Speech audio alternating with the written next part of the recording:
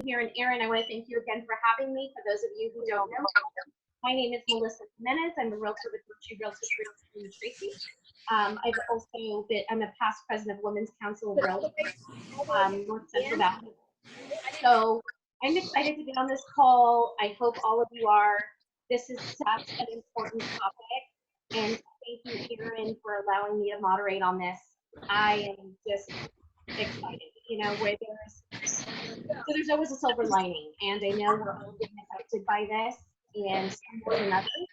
So through us being able to share this, I'm hoping that all of you feel that you're going to be okay. So at the end of the day, we are going to be okay. So it's just after 11. So again, I apologize. It was my technical difficulties as to why we're late. So, okay, Aaron, let's dive right in. Let's do that.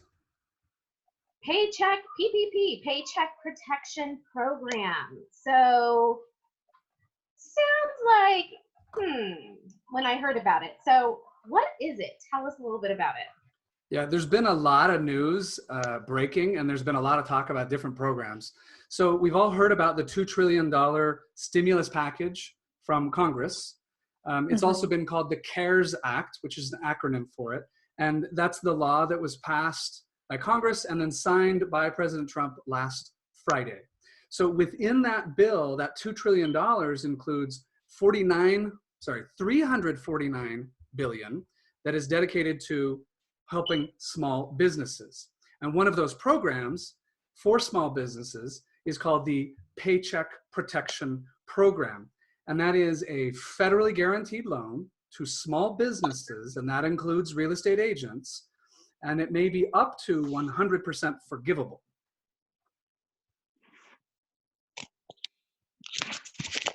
You are mute. I have to mute myself because I have this too much background noise. So, thank you for that. But for those of you, I see a lot of people joining. So I want Aaron to just take a quick minute to have you reintroduce yourself one more. Well, you didn't, so I apologize. It's my fault. But go ahead and introduce yourself so that, everybody knows you have a large group. So this is kind of why you're doing it, but please introduce yourself. Sure. And I appreciate you mentioning that. So my name is Aaron Lewis. I'm the broker owner of Realty One Group Gold in Modesto, California. We've got an office of about 20 agents, and you're another agent that's in the same community. So I have become aware of this program on two levels, one for myself as a small business owner, but then also being aware that it is a program that pertains to real estate agents across the country as well. And I think a lot of people don't know enough about it. There's a lot of misinformation. There's a lot of concern that maybe it's not really worth it. Maybe I couldn't apply or would be approved. It's very simple. It's very easy. It's open to everyone. And so I've got just a lot of passion to make sure that we use the federal programs that are made available to us to ease the burden of fewer transactions and across all businesses and industries, the impact that the coronavirus is having on everyone. Yeah, so thank you. And again, I apologize for missing that at the beginning. That's really important. And I actually want to add, you actually had one of your agents on House Hunters, right? At one point? We did. That's right. Yeah, Monica Herrera was on House Hunters not too long ago. Yeah. Yeah, so I had to add that because I thought that was a super cool thing. So, but one of the things that I heard you mention is forgivable. Correct. Hold on, step back. What loans are forgivable? That doesn't ever happen. So what does that mean? Right. So it's called a loan because it starts out just like any other regular loan, except that for any of the money that you use for approved purposes, you don't have to pay that part back. So if you used 100% of the loan proceeds for approved purposes, you would not have to pay any of it back. It's in that sense like a grant, or I even call it like just a plain cash grab. So will it give us something that says what's approved or not? Will we have a guideline for that maybe? Correct, yes. Yeah, okay. So some of the guidelines are these. First of all, as far as who qualifies, it is any small business, but check out this definition. I mean, I'm imagining this will include probably 80% of all workers in the entire country. They define small business as any company with fewer than 500 employees Okay, that's a lot of the workforce already. But also it includes any individual self-employed professionals, any sole proprietors, any independent contractors, and that includes real estate agents. That includes if you're working full-time, but even part-time. Again, even if you're driving for Uber or Lyft, even gig workers apply. So in a sense, you and I are talking as people in the real estate business. It would apply not just to us as real estate agents, but it would extend also to some of our vendors that we might work with, like home stagers, photographers, individual home inspectors as well. So really anyone that is a sole proprietor, self-employed, or an independent contractor.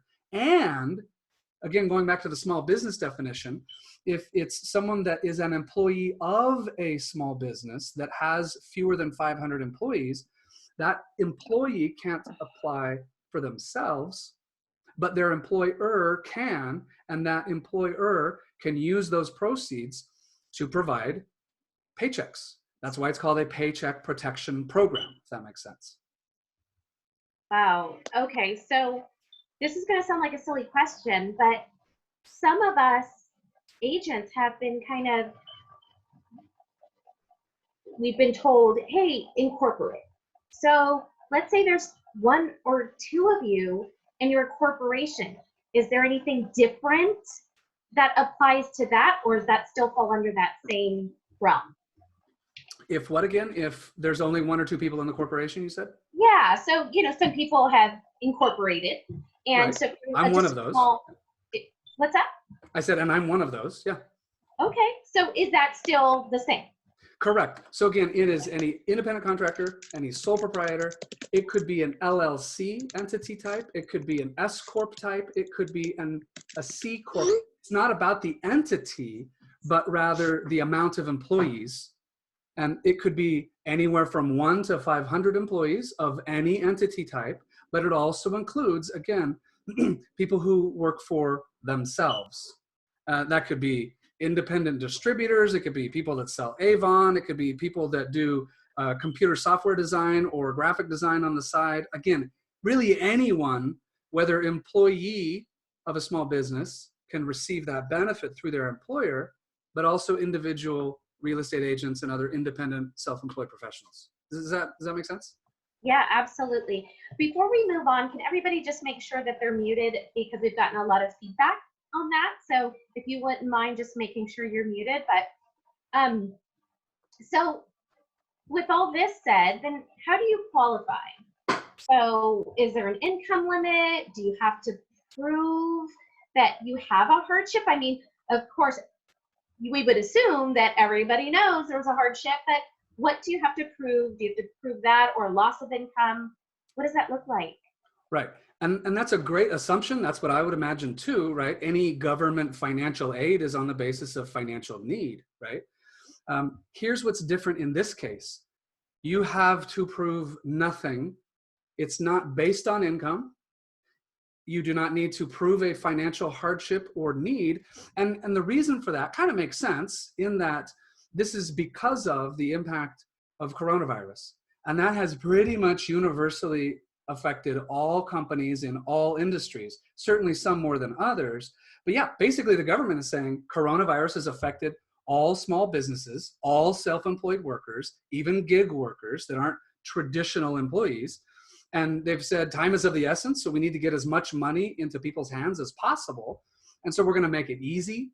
We're going to make it simple, quick, streamlined, so that hopefully, literally the government hopes that millions of small businesses across the country will apply and be able to get their money quickly, which is great.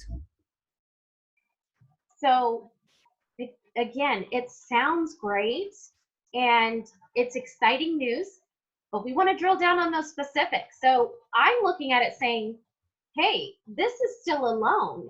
And a lot of us sole proprietors, we struggle because our income goes kind of up and down. And sometimes that can affect our credit. So do you have to be credit qualified for this one? Because, I'd worry that would kind of kick some of us out of the realm of being able to qualify, especially since loans have changed as well. And the qualification credit has changed, the credit score limit. Right. So how does that affect this? Yeah, well, and who ever heard of a loan that you didn't have to credit qualify for, right? And so if it's kind of like, well, what's the FICO or income or credit score limit? There isn't one. There is no credit qualification criteria at all. So I have, this is an advanced copy, I'll show it to you. This is the application itself, which I am happy to share because no one can apply until tomorrow. So this is an advanced copy. And check this out. You know what? Here's what you do have to say, okay? I'm gonna read just straight from the application, okay? Have you been declared ineligible or suspended from any government agency? So as a real estate agent, if you've been, if your license has been suspended, okay, you can't do it. Are you presently involved in any bankruptcy? Has the business obtained an SBA loan in the past and defaulted on that SBA loan? You'll notice this is not talking about defaulting on any other debt obligation. It's only asking, have you defaulted in the last 7 years for an SBA loan? Continuing on, it says, have you already applied for an SBA economic injury disaster loan? Are you presently subject to an indictment, arraignment, or are you presently incarcerated on probation or parole? So criminals need not apply. And then it says within the last 7 years. That include the ankle monitor? Because I just want to make sure. I'm asking for someone else. Yeah, it doesn't say ankle monitor, but if that's probation or parole, they do ask that. And then it says within the last 7 years, any felony or misdemeanor that you have pleaded guilty, been convicted of, or pleaded no contest. Like that's it. There is no asking credit information. There is no authorization to run or check a credit report. It's basically just criminal. That's about it. So sounds to me like the government's just basically giving away money. Am I to assume that's correct? Yeah, that's what's so amazing. So it's a giveaway. So the whole thing is 4 pages. 2 of it is just information. The application itself is actually just 2 pages. 2 pages. I mean, if you're in real estate, depending on what state you're in, ours is what, 12, 13 pages? This is only 2 pages, and it's for up to $20,000 of a grant. Sorry, supposed to say loan, but you don't have to pay it back within certain boundaries. I mean, it's easier to do this, I think, than probably even renting a rental car. I've never seen anything like it. So just the application, again, sounds like a grant. So I heard this could be up to $20,000. Yes. That's kind of unprecedented. It obviously, to most of us, if you agree, raise your hand. Does this sound too good to be true? I mean, I want to know, how does that work? How are they able to do that? Well, first of all, we've all been hearing on the news, everyone's using the word unprecedented, right? These are unprecedented times. We've also heard, desperate times call for desperate measures. And so that's what this is. This is an unprecedented program. It is a desperate measure to minimize the amount of people who stop receiving a paycheck. That's why we call it the Paycheck Protection Program. I do see someone's asking, which we're going to get to in a moment, how do they monitor what we're using the money for? But I first want to just address this issue that I believe, based on my conversations with a lot of agents, that we're thinking, and reasonably so, we're thinking, this is going to be laborious, applying for a business loan. That's going to take a lot of time. I might not get approved. I don't have, I haven't incorporated all these things, right? Which normally those rules apply. But again, this is unprecedented times. So this is an easy process. Again, to clarify, business up to 500 employees or independent contractor or sole proprietor or self-employed. You could be full-time, you could be part-time, you could be a gig freelance type worker. It's regardless of whether you have good credit or not. The basic line is this: government's trying to give money to people that are not able to earn a paycheck. All we really have to do is just raise our hand and request it by filling out a 2-page application. to me, therefore, this should be the number one priority of every real estate agent, every independent contractor, every sole proprietor, and every small business owner for the next week. This should be the number one most important thing. That's why I'm really passionate about this, getting the word out. And it's not just real estate agents, it's everyone that we know that may own a small business or work for themselves. And there's millions of dollars, 349 billion with a B out for the taking. There's probably going to be millions of people that qualify and that will be approved. It's on a limited time frame. It only goes through June 30th. Though I did see somewhere else, there was talk about it going maybe until September 30th. But I've been telling my real estate agents, we should be filling out this application today. Like, I didn't want to do this yesterday because it would seem like this is April Fool's, right? Because this is so outrageous. So today's a better day for that. But we should all be filling out this application today and turning it in, because kind of like the DMV, it's based on when you get in line. And so the sooner we are in the line, the sooner we get it. This is urgent and it's a big, big deal. Okay, and then you asked about the 20,000, right? Yeah, so I actually have a two-part question. So one is, you mentioned about getting it in and 349 billion. First of all, is there max applicants? Is it just a number, or is it the amount? So if it hits that 349 billion, or is there only a certain amount of people who can apply? Do you know that? So that I'm not certain of. All the more reason it is important, therefore, for everyone who hears this message to share it with others and to get in line as soon as possible. Because while I have not seen any mention of a certain number of loans that will be granted, that there's no cap on the number of loans or businesses, but there is an allocated amount, and the earmark amount is 349 billion. So I'm assuming once that 349 billion figure has been committed and funded, then, like a lot of other government programs, there's no money available at this time. Again, all the more reason we should all be getting a move on right away. So my What was second the other part? You had another question too. But yeah, my second part was for the 20,000. So yes. Is it up to, and how do they determine how much they're going to give you personally? Do you know that? Right. Great question. So 20,000 is the cap. It is based on, and this is where it's a good place to take notes. I'm doing this in my bedroom. I don't have my fancy whiteboard stuff, so perfect. And then perhaps some of you maybe want to share this as well. But it is based on 2.5 months worth of income. Now, as I'm going to give it two examples. One, first, if you're a real estate agent, and then secondly, if you're a small business owner that maybe has payroll. Okay. So first of all, if a real estate agent or some other, self-employed sole proprietor, okay, here's what you do. As a real estate agent, all of our gross proceeds are reported on a 1099. So that Form 1099 from last year that we would have all recently received from our brokers, we would take that total annual figure, okay, here's the formula, divide by 12 to get a monthly average, then multiply that monthly average by 2.5. And that is the maximum loan amount that would be granted. So say, for example, we've got an agent whose 2019 or last year's earnings was 60,000. Okay, so here's how the math would work. Take 60,000, divide by 12, average of 5,000 a month, times 2.5.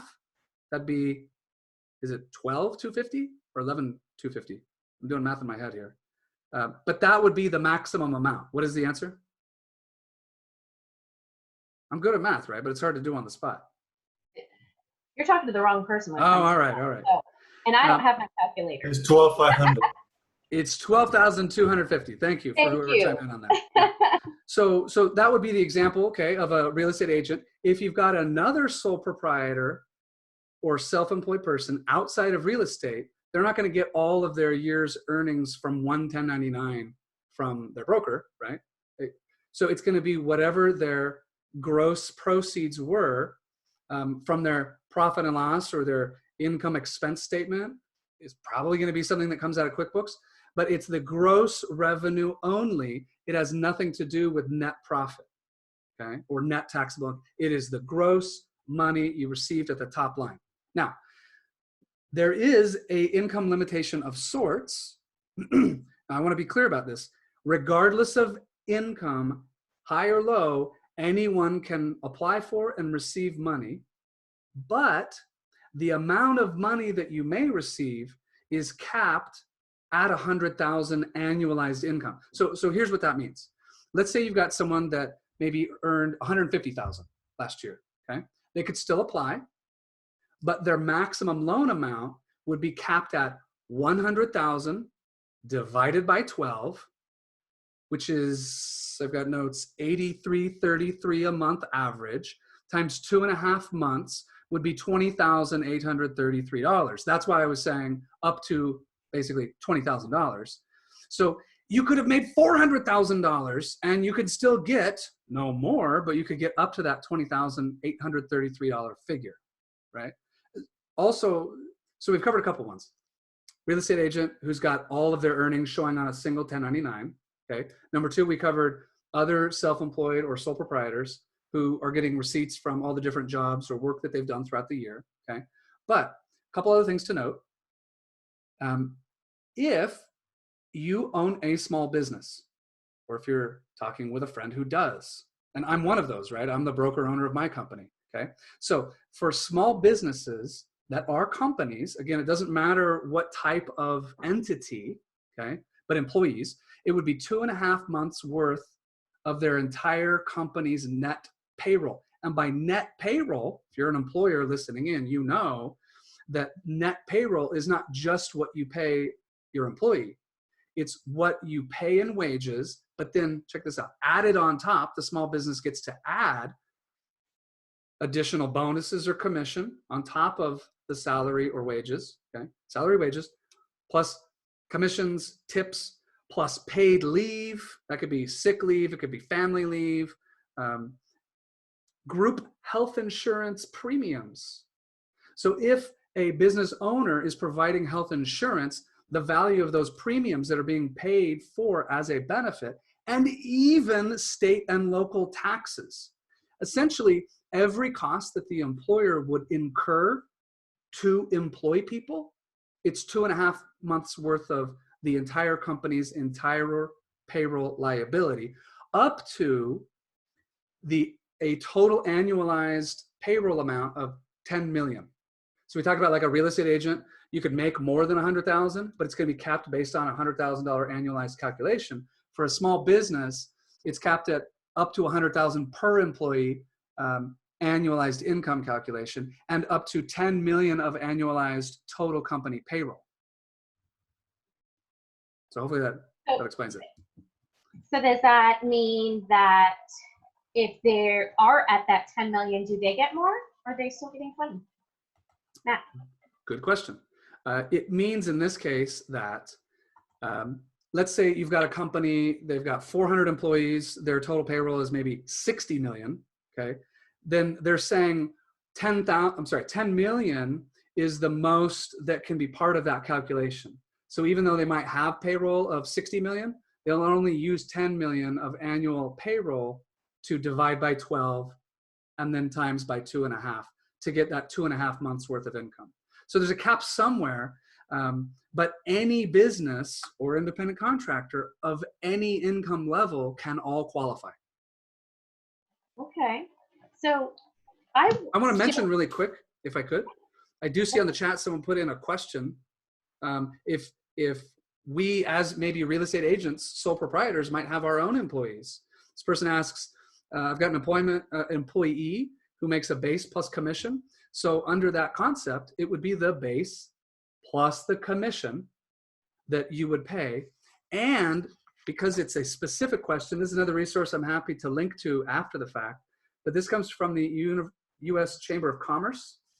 And they've even got a provision for people that you hired, talks about it right in here, people that you may have hired not last year, but this year. So there's even a provision for that. And this document, which I'm happy to link to afterwards, will address that particular scenario. Can we type the link into the group chat? I know people are already asking for it, and I know you're happy to share it, but is there a way to type that in there as well so that? You know, if I was better at multitasking, I would do that. I printed it so that I could show it. I Yeah. would have to find, it's on another window. So But when we're done talking, I'll stick around and I'll put it on the chat. How about that before I close the meeting? Perfect. I just wanted to make sure everybody knows how to get a hold of that again. Yeah, So, that's good. and we keep talking about it being a loan, and I know I keep going back to that, but are there payments? So if we get this money, right, and we talk about it being forgivable, so what's the time frame with that in terms of, do we have to pay payments? Do we then have to ask for forgiveness later? How does that work? Right. Yeah, it's a good question. So the reason it's called a loan is so that we can make sure that people submit some type of documentation in order to know who to give the money to. And there are, and a couple people have asked about this, there are a couple of strings attached, because it does matter what we spend the money on. The intent of this law was that it be for covering payroll and other necessary business expenses. So here's how it works. The interest rate, are you ready for this? This is the best interest rate loan anyone will ever get in their lifetime. It's 1/2 of 1%, 0.5% interest, okay?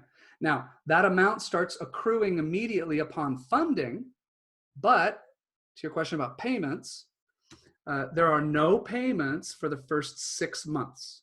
So you get an automatic deferral of payments, though the interest does accrue, whoopity-doo, at 0.5% annualized interest rate, okay?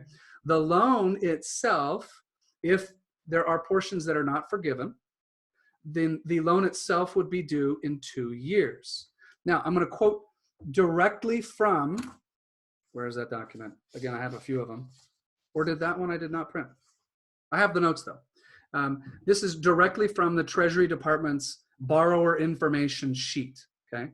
Here's what it says, quote, you, meaning the borrower, can submit a request to the lender that is servicing the loan. The request will include documents that verify the number of full-time equivalent employees and pay rates, as well as payments on eligible mortgage, lease, and utility obligations.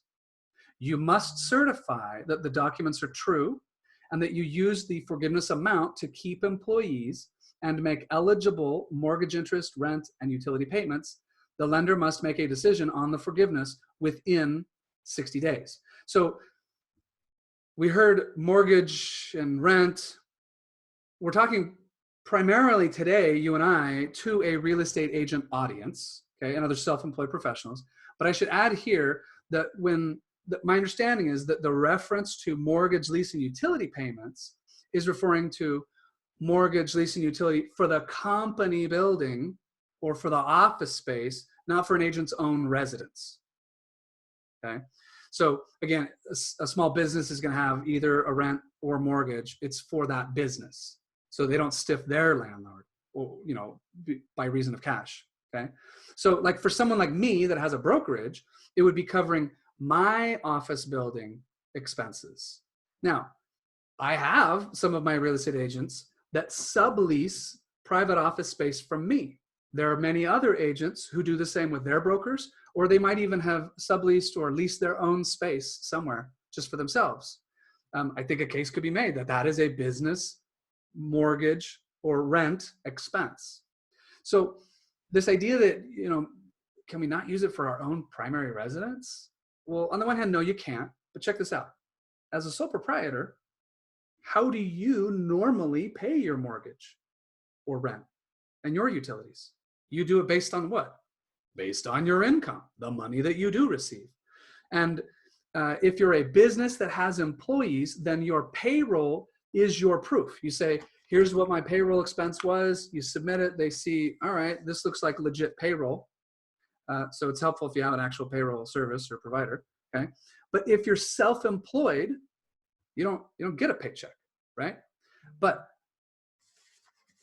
guidance document from U.S. Chamber of Commerce says that for a self-employed or independent contractor, there is no verification to provide, but instead they tell the lender to use the same application material to document how much that 2.5 months worth of income was, and that becomes the proof itself.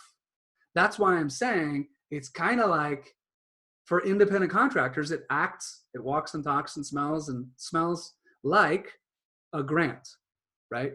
And this idea of, can we pay our own mortgage or our own rent, utilities?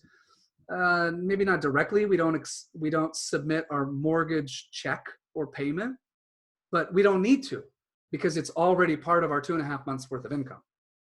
Does that make sense? So let me ask in a different way, because I want to make sure everybody's kind of understanding this. So I'm going to use my own example. So when I go and do my taxes, my CPA will say, she asked at one point, now she knows me, but do you have an office that you rent or lease, or do you work out of your home? Because we can take a portion of your home as your office space and write that off. So are you saying that if we do it that way, is that not applicable? So if we have a home-based office space, is there no way to prove that? Great question. So first of all, I'm going to give a little disclaimer, okay? I am not an attorney. I am not a licensed tax preparer in any state, much less the state from whomever is listening. But I did a deep dive on this. I saw no reference to what you're talking about, like a home office tax deduction.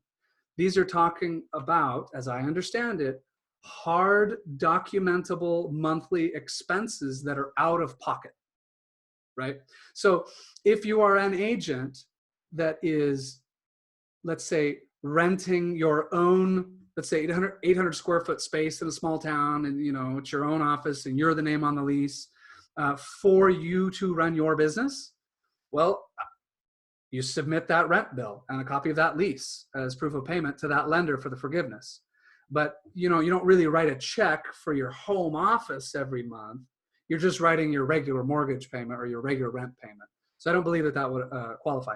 Another person's asking about, would it qualify for mortgage payments on rental properties? So I've got some rental properties. That's a whole separate passive investment activity.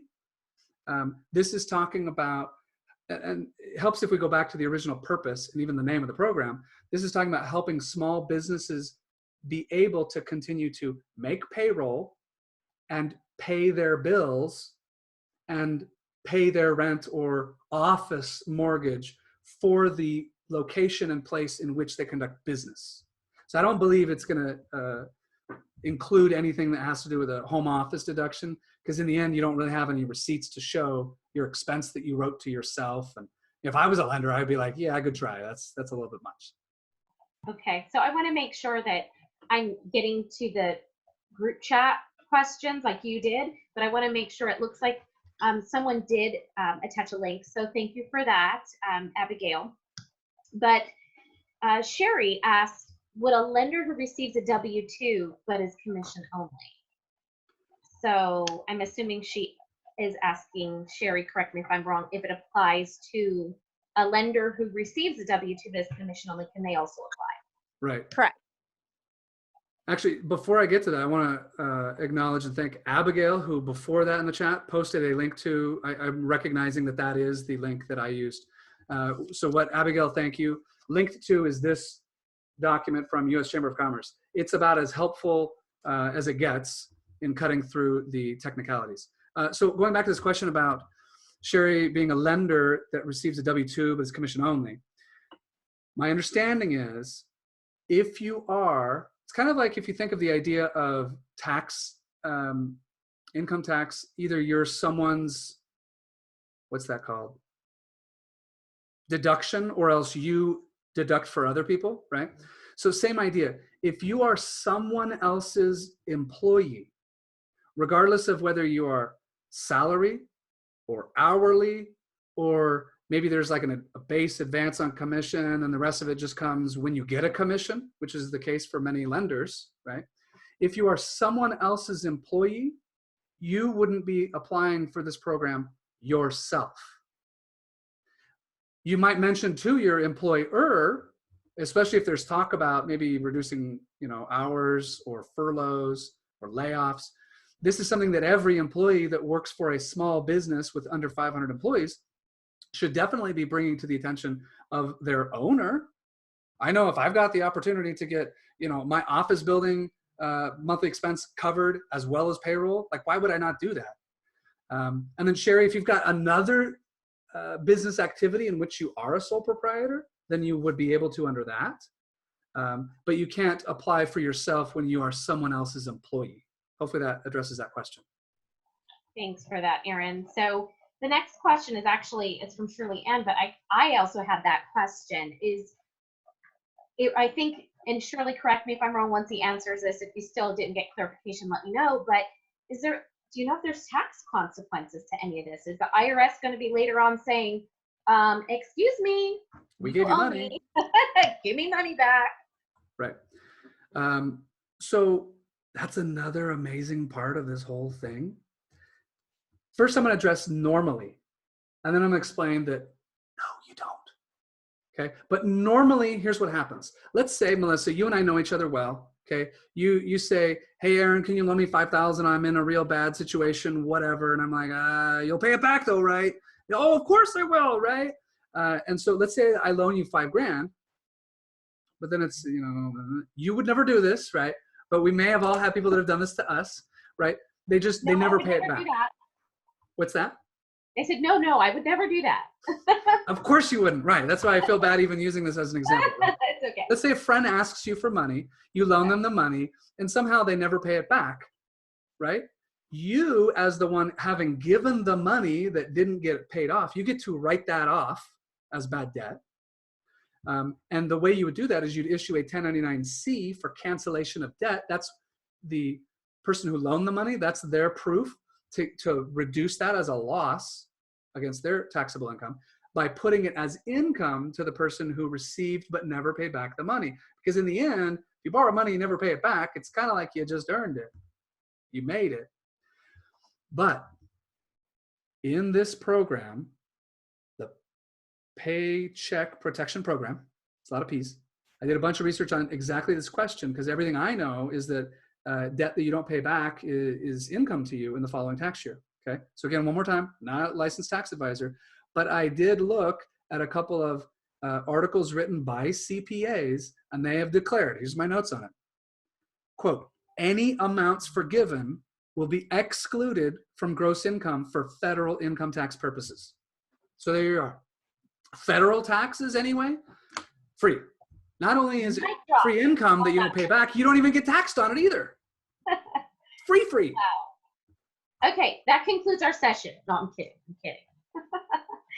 Awesome. Okay, so I know we're going to talk about where we apply. I mean, I know we have, in the chat again, thank you for mentioning that. But is there anything you want to add to, how do we apply, when, where, how? Do you want to add to what we talked about? Right, like, so now what, right? First of all, I want to cover one, I think it's going to be a common misnomer. It's going to be a little technical. I'll try to explain it clearly. If it confuses you, just don't worry about it, okay? But there's this idea that up to 100% of it could be forgiven, okay? Here's how that works. First of all, we talked about how the maximum amount that you can receive is 2.5 months worth of your income. But then the maximum amount for paycheck protection is 2 months worth. So I worked out the math, right? If you get based on 2.5 months of your earnings, but you only get forgiven for 8 weeks, that comes out to technically 74%. We'll call it 75%. And the reason for that is because they are making the assumption that there are going to be other expenses. Again, any small business with an office or retail location is going to have, rent expense or mortgage expense in addition.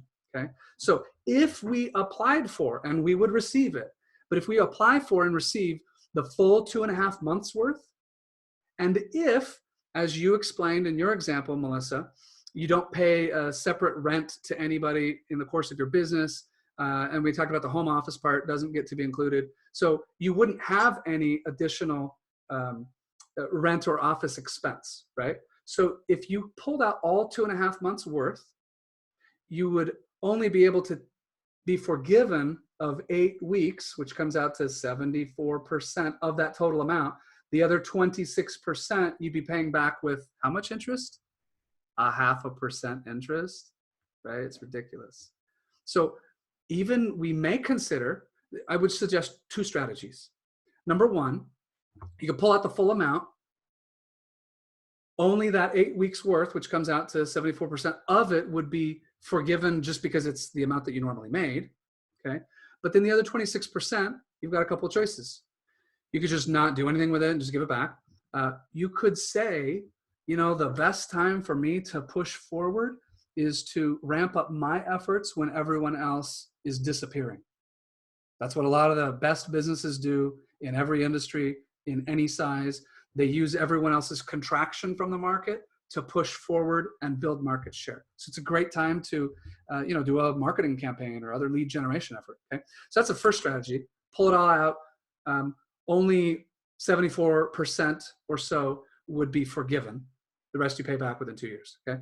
The second strategy, though, would be you decide, though you could get up to the 2.5 months worth, you instead decide to only request 2 months worth. That math, again, you take your total annual, divide by 12, that's your monthly average, and then you would times by 2. I'm going to show the application itself. See if I can do this well. It says average monthly payroll. Monthly, right? So you take your annual, divide by 12. Times 2.5 equals loan amount, okay? But you could still request less. That's just the maximum. Okay, and now I'm ready for the like, so what do we do now, right? You're asking about that too. Yeah, and what lenders are doing this? So yeah, because we gotta go know where to go, right? Right. And what to do. So here's what I'm going to do. I'll say that first, and then I'll speak to other options, okay, that are available. I've got the application itself. It's a fillable PDF on the treasury.gov website. It's not easy to find. I will link it when we're done, unless maybe that's what Kevin Ross just found. If so, kudos to you, Kevin. You can fill it out on your own. That's what I'm doing as soon as we're done here. Then the loan is administered through any SBA approved lender who does SBA or Small Business Administration loans. Now, I have a relationship with a bank in Southern California called Seacoast Commerce Bank. Let me see if I can do the chat to everybody just for their general website. I think it's scombank.com. Somebody else can verify that. It's for Seacoast Commerce Bank. So they are a niche bank that specializes in SBA loans. So you guys know, especially in real estate, the best person to transact is the person who's a specialist in that specific niche, right? So that's what these guys do. That's who I'm going to go to for it. And you can, I think they've got a section on their website that even has an email address where you can just right now today turn in your application, even though they can't do anything with it yet. Okay. So I've seen two, first of all, on timeline, I've seen 2 differing timelines. One is that SBA lenders generally cannot begin processing those applications and funding them, or approving them and funding them, until tomorrow at the earliest. But then the Treasury document itself said tomorrow is for small businesses and sole proprietors. And then it said April 10th for self-employed or independent contractors. You are an independent contractor if your income shows up on a 1099. Now, what I'm telling my real estate agents, though, whatever, We'll let that be the lender's issue to decide what to do. For me, I'm pulling down the information. I'm reserving my spot in line. It's kind of like a hot restaurant, you know, when they used to be open. You guys remember those days? We went out to eat. It was great. And you just get your name on the list, right? So that in 40 minutes when they call your name, well, then, you know, there you are. The sooner you get your name on the list, the better. So I'm doing mine with that banking institution. I believe they're able to do SBA loans in all 50 states, but of course you want to check with them first. Another one I would recommend for their sheer scale, because this is going to be a staffing issue. Whoever's got the best staffing resources is going to be able to process the fastest. Wells Fargo is, to my knowledge, the single largest SBA lender. I could be wrong about that. If they're not number one, though, they're number two. So, and there's, you know, Wells Fargo banks everywhere. Maybe you got an issue with Wells Fargo. It doesn't have to be them. It could be any SBA lender. And you can link, well, I will link. There's a list I found of the 100 largest SBA lenders in the country. SBA lending is kind of a niche product overall. It's not like, you know, auto loans, credit cards, and mortgages. So I'd say probably we should stick within that top 100 list. But it could be the bank that you already bank with. So, you know, if you've got someone you like to deal with, that you already have a credit card or an auto loan or your mortgage, your checking or savings account, just contact them. There's a lot of smaller regional banks and maybe even credit unions. So what I would say is either, you know, try Seacoast Commerce Bank or Wells Fargo, or, you know, look at who you bank with right now. Go on their website and see if they do SBA lending, or call and sit on hold for 45 minutes. Just look on the website first, see if they do SBA loans. But it can be done through any SBA lender. Yeah, if you sit on hold, you sit on hold for a while nowadays. A lot of banks have closed their call centers, so which is awful. So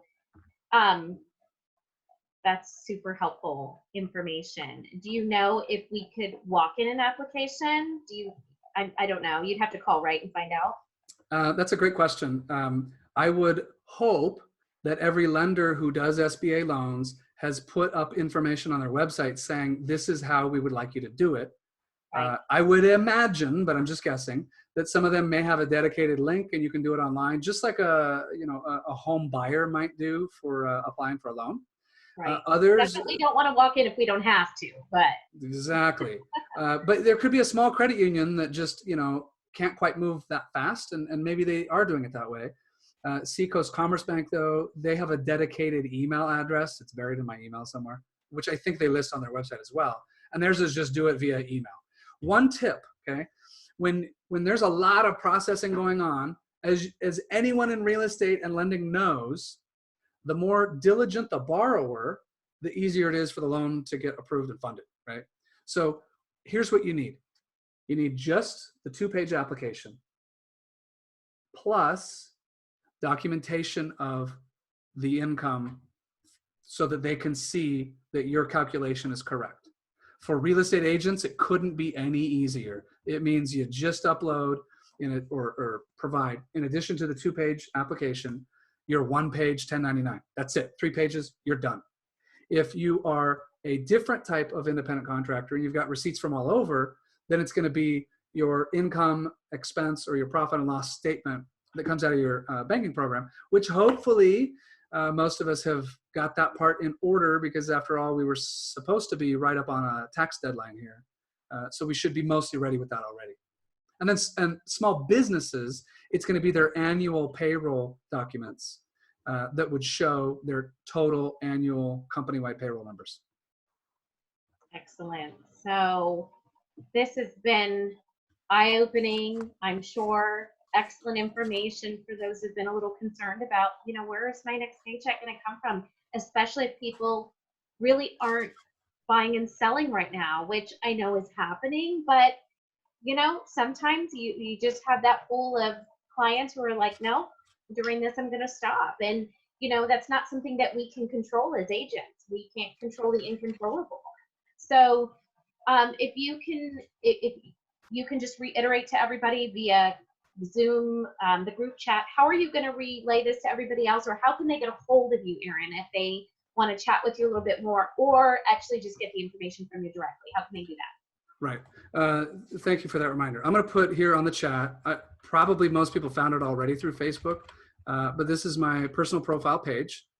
And I believe I've been streaming this live, though it says your live video has ended. So who knows what they're seeing over on Facebook. But I'll be uploading the original recording itself, and hopefully you'll do the same as well. But I will be putting on that post on my page links to each of these documents. And if anybody wants to hang out with any other follow-up questions, I'll see if I can't dig really quickly to find, oh no, we did get the link. That was from Kevin Ross. His comment was at 11:46. That PDF is the application itself. Yeah, and Abigail had posted a link as well. So, perfect. You know, definitely go back to those chats and grab those links because you definitely want to, you know, get ahead of the crowd. So, right. Yeah, so I think that's all the questions I had. Thank you again for allowing me to kind of connect with you and chat with you about it and host. So for anybody who wants to connect with me, again, my name is Melissa Jimenez, and you can reach me on Facebook at Melissa J. Realtor. My direct phone is 510-938-3983. My email is mjrealestate12@gmail.com. You know, this is definitely just some amazing information, Aaron. I'm so glad that you took the time to really share with all of us, because in these uncertain times, I think everybody just kind of scrambles and says, I don't know where to go. Sometimes there's so much and everybody becomes an expert, you know, and so we don't want that. We want the absolute correct information, get in and get out, because our families are relying on us to be here. And so, again, I appreciate that you just kind of gave it to us and you're able to give us where to go. And so that saves us a lot of time and a lot of stress. So truly appreciate it. I saw this morning, perhaps others of you did, that in addition to last week's new unemployment filings of like 3.3 million, something like that, that just today was released another 6.6 million new unemployment claims. That's 10 million people out of work in the last 2 weeks. And here's what gets me. We've got all these people getting laid off because there's all these businesses that really can't operate. They have no revenue, so they can't make payroll. They can't pay their office for their office or retail space, right? And then on the other hand, you've got the government saying, we're here with an airlift dropping $350 billion. But the problem is, if the people that are not affected don't go and get the money, then our whole economy is going to suffer a lot more than it needs to. Right. Here's another question. Abigail said, if I haven't hired someone but am planning to soon, could I include future wages? I'm not aware that that would work, but it does remind me that what is included would be rehiring the same employees that maybe were recently let go. And so it provides an opportunity for businesses to bring back their laid off or furloughed workers. It's basically the government saying, hey, just tell us what your payroll is and we'll make your payroll for the next couple months. All you got to do is turn in this 2-page application. So to me, it's not even just me. It's not just me and you. It's not just real estate agents. It's this big gap between all the people and businesses that are suffering, making themselves aware and accessing the government handout, small business bailout. Isn't that great? I'm all for a small business bailout. Right. Especially, you know, with the forgivable portion and that interest rate, where are you going to find that? So even for some who say, oh, I'm still doing fine during this time, that could change tomorrow. You know, all those numbers, unemployment, I mean, be safe and protect yourself. That's part of what this is about, is we're sharing the information. So even though someone says, I'm doing okay, you know what? Things can change really rapidly, as we have recently seen. So get in there, apply, you know, just keep yourself safe, because guess what? We want to see you back. We want to see you out there selling homes. You know, we want to be able to high five each other at some point. We got through it together. Air high five. Air high five. Oh, well, air high five or glove high five, whichever one you want to do. But absolutely, we want to, you know, say, hey, we connected, we helped each other, And here we are again, coming out on the other end stronger than we can imagine. So, Aaron, thanks again. And if anybody has any questions, oh, Kevin Ross says he has a couple questions. So, do you have time for that, Aaron? I do. I can hang around, but I don't want anyone to feel like they have to be here. While Kevin is, and you're welcome. Many of you have said thank you on the way out. Some of you I know, not everyone. I'm glad that you're here. Hopefully it was valuable. While I'm waiting for Kevin's question to come in, Janine Brown said the link, no, sorry, the application, what do we do with it? So that's where I'm gonna say, access the application. You can fill it out online, save it to your computer, and then you pick the SBA lender of your choice, and you'll have a leg up because instead of you having to ask them, how do I apply? You'll be able to say, hey, I got one up on you. I've already filled out my application and I've got my 1099. I just need to know, how do I submit it to you? Who do I send it to? Right. So hopefully, Janine, that answers your question. That's what you do with it. You submit it to an SBA lender to approve and then fund you that amount. Kevin, if you can unmute yourself, you can ask if you don't want to ask on the chat. Yeah, I'm not muted. I have a question just on the applications, a couple spaces on there that I have a question about what to put in there. And the first is business legal name and then business primary address. Am I putting the broker name? Am I putting my name? I mean, I don't, what Great do I question. put? Yeah. So I'm going to show that right here at the top. Right, it says business legal name and it says DBA or trade name. That's a great question, Kevin. So you're a independent contractor real estate agent, and your income, how do you pay tax on that? That's on your individual tax return, right? Right.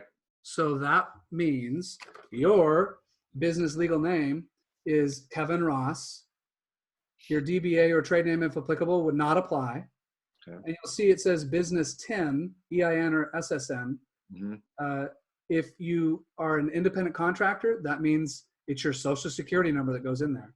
You would only have an EIN, that is an employer identification number.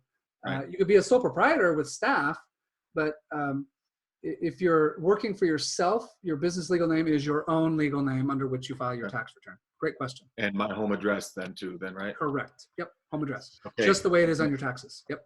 Got it. Okay. So then applicant ownership, I've got owner name, Kevin Ross, title realtor, 100% ownership, SSN, address the same. And then I go down to the signature portion underneath the certifications, bottom of page 2. Yep. There's signature of authorized representative of business, and then there's signature of owner of applicant business. That's going to be me in both places, correct? Correct. I'll show that part too as well. Kevin's talking about this part here. And the reason there are 2 lines, and if both are you, then you would sign both.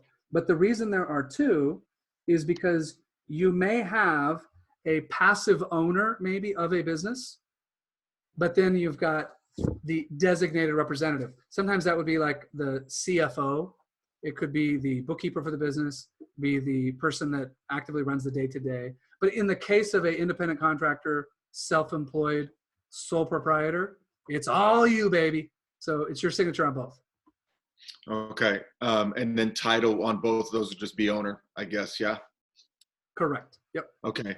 And then so the last thing I have is those portions are not fillable. The signature portions are fillable, but the print name, the signature. So I'd have to print this out, put a wet signature on it, and then I'll run this thing either to Wells Fargo. I can make the phone call or just email Seacoast and stuff like that. I just want to confirm that's the way we can handle that as far as submitting this, correct? Correct. Yeah. Okay. Now, as we may know, some lenders are a little persnickety about what we might call a wet signature, by hand versus an electronic one. So I'd say I don't want to lose my spot online. I want to make it as easy as possible. And that means I got to print it, sign it, use some scanner app. We're getting so good suddenly with knowing how to run tech, right? Yeah. But do a scanner app, convert it to a PDF, and then again, you would turn it into any SBA lender of your choice. Okay. Yeah. And they may Okay. each have different methods. Again, some might be walk-in, others might be email. It could be a dedicated online portal where you upload PDF attachments. That's going to depend on a per lender basis, which is why I can't really say what it will be. It will be different for each one. Okay. All right. Thank you. Cool. So Aaron, kind of similar to Kevin, TLVC is asking if they have an S Corp and they pay themselves a salary, then how would those little boxes go? Well, how would they fill that out then if that's the case? Okay, so TL, VC, whoever you are. I love this. You know why? I have an S Corp. So do I. And I am the employee of my S Corp. And so it means I don't have to pay myself from my company checking account because that is part of it. Yes. And so just like it is in taxes, whether C or S, it's its own separate entity with its own EIN, employer identification number. And then I am one of my company's employees. And so, yeah, that's my favorite part is that means it covers you and any other employees that are part of your S Corp. Correct. So how do you, on the form, on the top, on the filling out part, where do you write? Right. I hope that's what you're asking. I want to make sure. So yeah, TL, we're looking for your input just to make sure. So the business legal name, that's exactly what I saw. Right. So I've got a corporation name, which is Vantas Inc., and then we do business as Realty One Group Gold. So for me, I would put the actual Vantas Inc., and then later over here, I'd put DBA Realty One Group Gold. Right. So anyone that's got an S Corp, if the name of your corporation is the way you do business, then you would leave the second part blank. But if you've got, one company that does business as a different entity name, sorry, not entity, but as a doing business as or a fictitious business name, you put that here. Right. You put the office address of that company, where that company files taxes, the company's EIN number, etc. Yeah. So I'm going to ask for myself, Aaron, just to make sure I fill it out, okay? So sure. I have an S Corp. My S Corp is MJ Realty Partners, Inc. And I pay myself, Melissa Jimenez, a check. So under the business name, I would have MJ Realty Partners. And under the DBA, I would have Melissa Jimenez Realtor. Let me make sure I got it right. MJ Realtors Group, Inc., something like that? MJ Realty Partners. So MJ Realty Partners would be your legal name, if that's what it is. And then you have a separate DBA, right? No separate DBA. Okay, perfect. So then in that example, which is a great example, you would put just the one name of the company in the business legal name. And you'll see here it says, if applicable, you would just leave that part blank because it would not apply if you don't have a separate fictitious business name under which you do business. So if I pay myself a paycheck from MJ Realty Partners, I still leave it blank, the DBA. Correct. Yeah. Because you're an employee of the corporation. Using myself because I want to make sure I answered her question 100% properly. Was I on target with that? Correct. So it would be your company's name because if you are the employee of your company, then you're applying as the company, not as you, the employee. You're applying as the company. And in that case, just as in my case, maybe in the case for TLVC, in that case, you would not submit a 1099 because you're applying as a company. And then it would be your payroll report for the year. There's a IRS form number. I can't think of it offhand, but it would be your company annual payroll report that you would use to turn in to show your annualized payroll.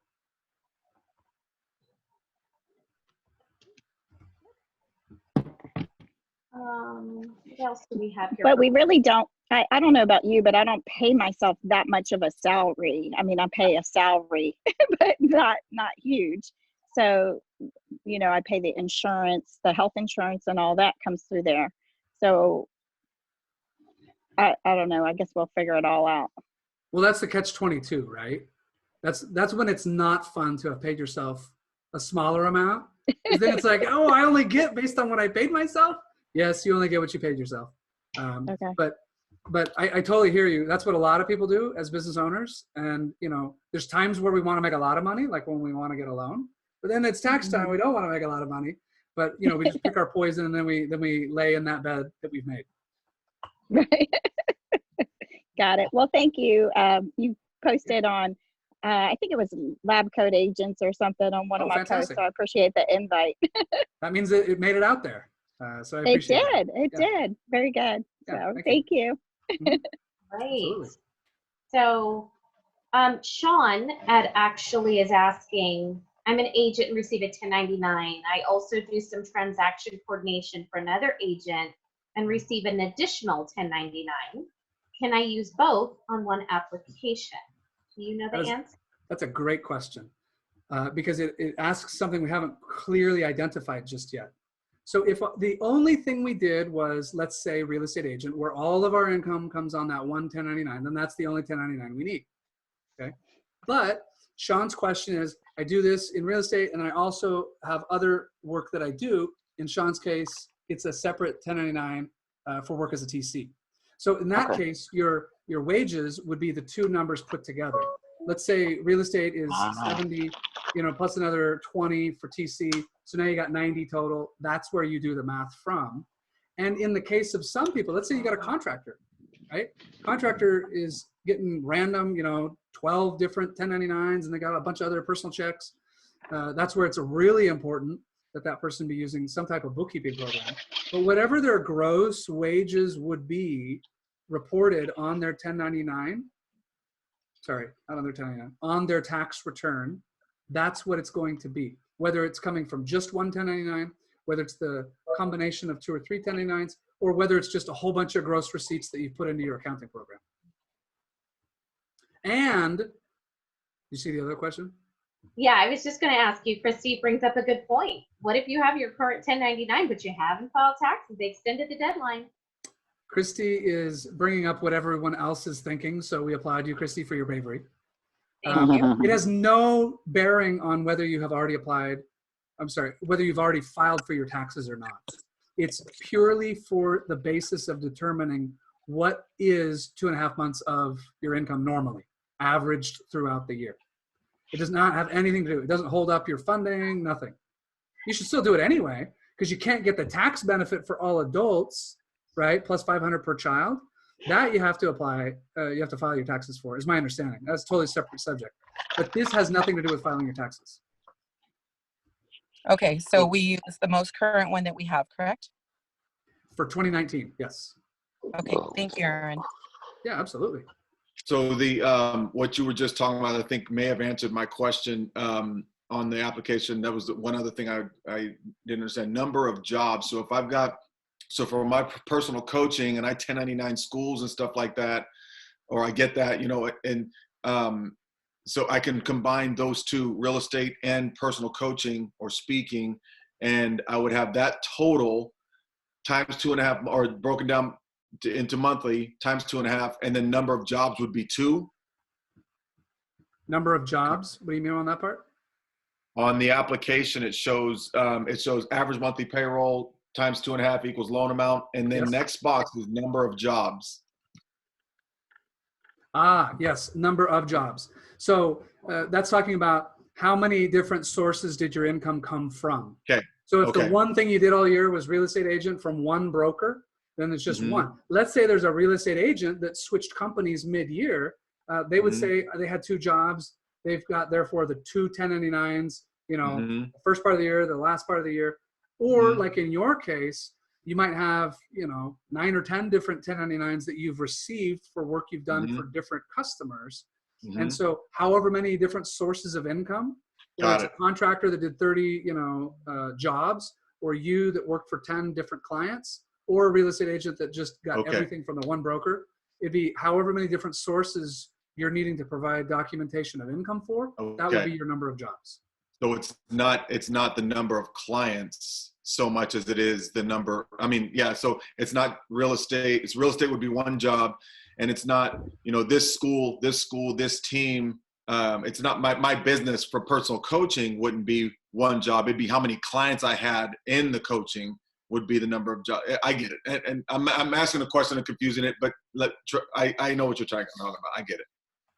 Look at that. You answered your own question. The I more did. I'm asking. I did. I'm making everybody confused. But we could just say that, let's say you said, you know, I had 80,000 of income, but then your 1099 only showed 40.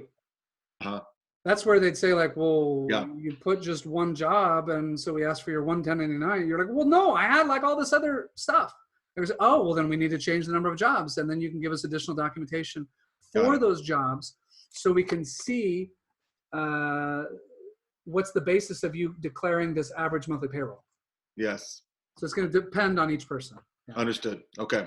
Thank you. So this is fantastic. I was not expecting us to go as long, but we've got questions. I'm happy to stay if I don't want to speak for Melissa. So I do have one question. So let's say you receive retirement income in addition to your real estate income. Is that considered two jobs? Or how do you count I missed that? the one key word I needed to hear. What type of income also?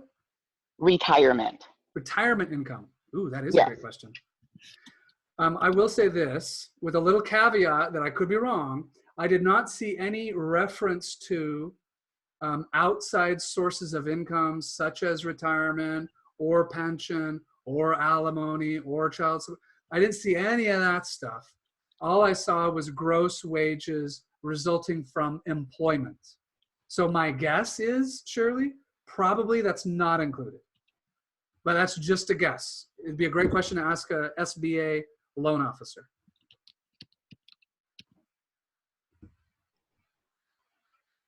Thank you. You're welcome. What else we got, Melissa? Anything else? Did you see Andrew saying this is not how interpret number of jobs? I believe a self-employed person would just say one. That is for business to show the number of employees, I think.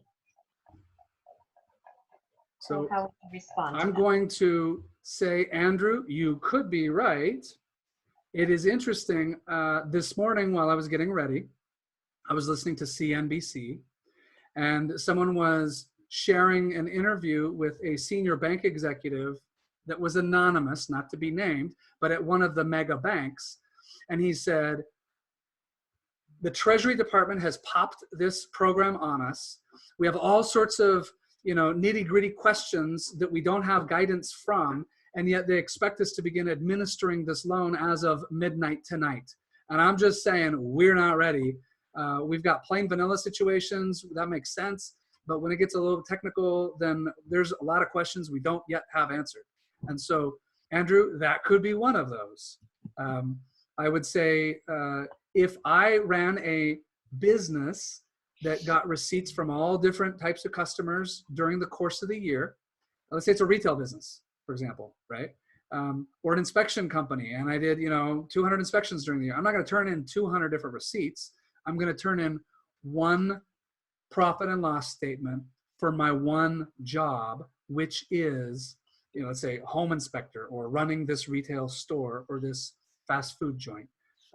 But if it's someone that, say, does real estate, and then maybe they also drive for Uber, and then maybe they're also a photographer, then maybe they would put 3 jobs and then provide the documentation for those 3 types of work that they do. So good clarification, Andrew. I appreciate that input. Thank you. Well, it looks like that's all we have for today. So All right. we have already given our contact information if anybody needs anything else. But thank you all for attending. Thank you for having us. And please stay safe. Go and apply. And I know I can probably speak for both of us. If we can help in any way, that's what we're here for. So feel free to reach out.